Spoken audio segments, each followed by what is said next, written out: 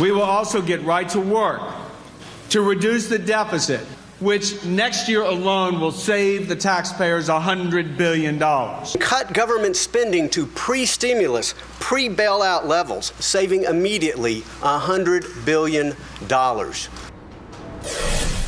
Now, that was during the elections. Then the Republicans kept saying, oh, we're going to cut $100 billion. You just saw it for yourself. It's gonna. Trust me, trust me.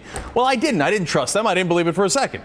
And the GOP then went on to make that promise the centerpiece of their pledge to America, saying they'd make the cuts if they won control of the House in the midterms. Well, they did win control of the House, and today they announced their actual plan. And it was immediately full of fail. Turns out they could only find $32 billion in cuts. Oh, will you look at that? What a shame. They say, no, we're actually going to cut $58 billion, but there's only 8 months left in the year. So if you do the math, it's actually just 32, but we should get credit for more, and it's kind of almost close to 100. No, it's not. It's not close to 100 at all. Now look at this number, $400 billion. According to the Congressional Budget Office, that's roughly how much Republicans added to the deficit this year alone by insisting on the Bush tax cuts. So let me do some math for you, okay? $400 billion minus $32 billion, what, that equals $100 billion in cuts? I got news for you, it doesn't. I know Republicans think math has a well-known liberal bias, to borrow a phrase, but the reality is House Budget Committee Chairman Paul Ryan should do the real math, and here's the real math on it.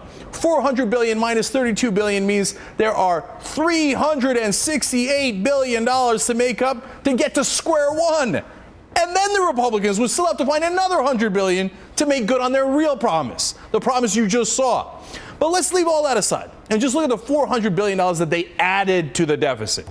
In the end, by getting rid of the $32 billion, they took out a whopping 8% from that $400 billion. Wow. When Republicans say they care about balancing the budget, it is simply not true. It isn't within miles of true.